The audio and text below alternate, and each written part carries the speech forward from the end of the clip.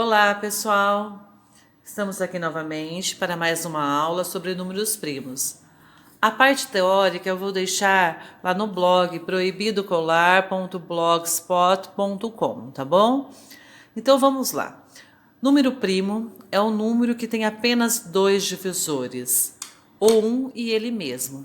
Eu deixei aqui uma sequência de números primos: o 2, o 3, o 5, o 7, o 11, o 13, o 17 tende ao infinito. Então vamos lá, olha. Lembrando que 2 vai ser o menor número primo e o único número par primo, que é o 2. O 1 não é primo, tá bom, pessoal? O 1 não é primo.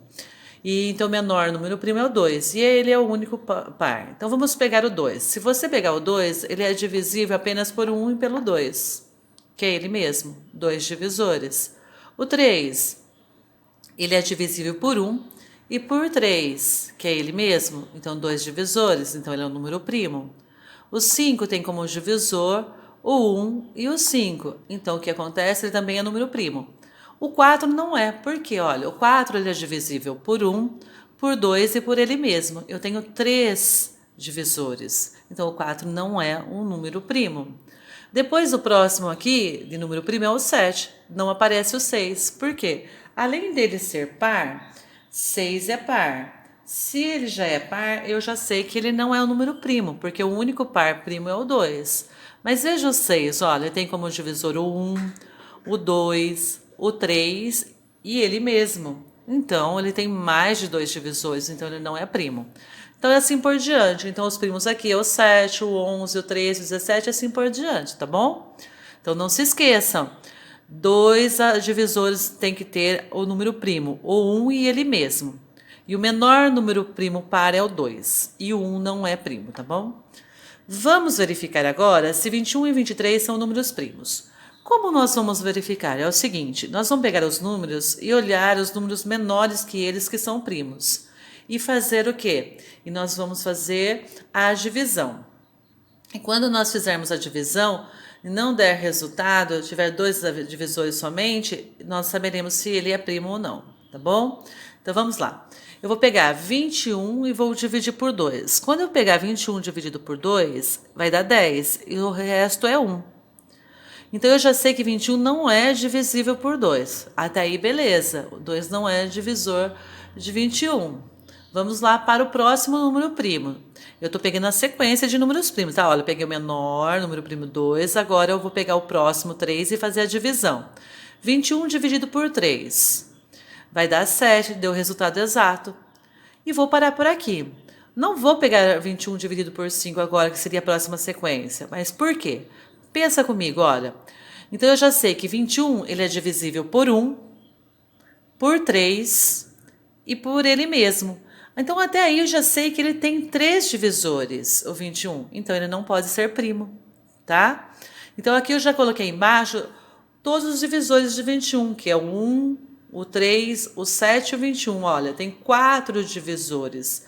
Então se ele tem 4 divisores, o 21 não pode ser um número primo. Então, quando ele tem mais de dois divisores, eu falo que ele é um número composto. Então, 21 é um número composto, porque ele tem mais de dois divisores. Agora, nós vamos verificar se 23 é um número primo. Lembrando que, para eu saber, eu vou fazer a divisão. E com quais números que eu vou dividir? Eu vou pegar os números primos menores do que 23. Eu peguei o 2 aqui, o 3 e o 5, tá? Precisa usar todos menores que 23 de números primos? Não. Você vai ver por quê. Eu peguei 23 dividido por 2, deu como resultado 10 aqui, né? Ó, e o resto aqui ficou 3. Então, eu já sei que 23 não é divisível por 2. Peguei 23, dividi por 3.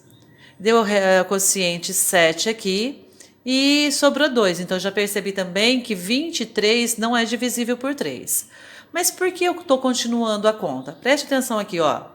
Nesse quociente, 10 é maior do que o divisor 2. Então, eu faço a próxima conta. Por isso que eu vim para cá. Dividi 23 por 3.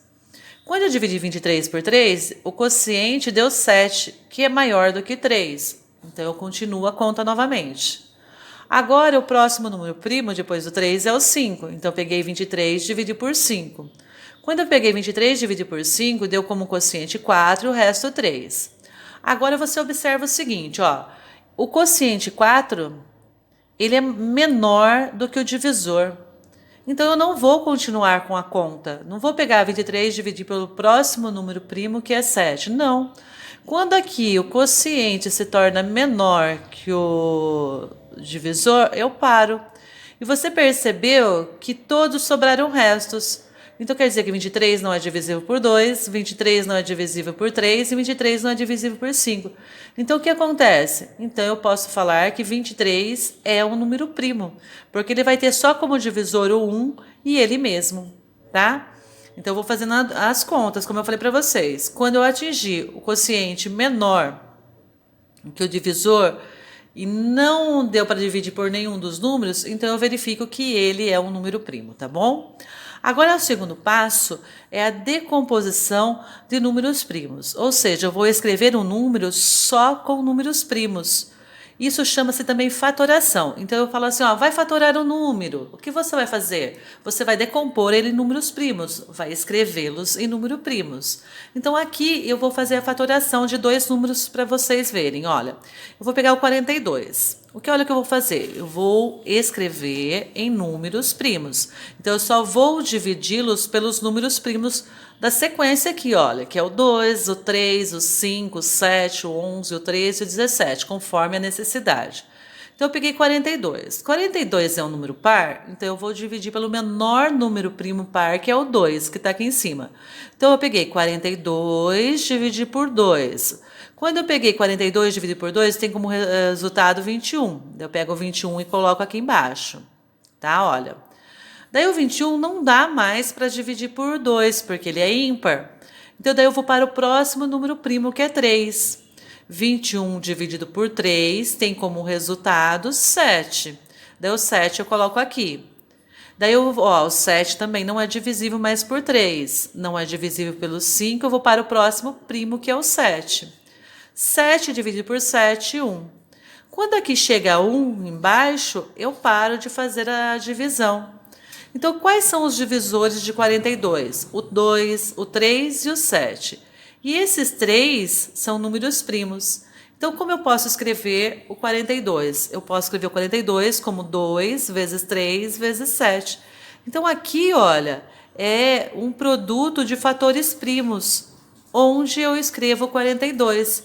Então, se você fizer a multiplicação, ó, 7 vezes 3, 21. 21 vezes 2, 42. Vai voltar. Então, eu estou escrevendo 42 em fatores primos, que são números primos, né? Ó, 2, 3, 7. Agora, nós vamos fatorar o 75. O 75 não é par, então eu não começo pelo menor número primo, que é 2. Eu vou começar com o próximo 3.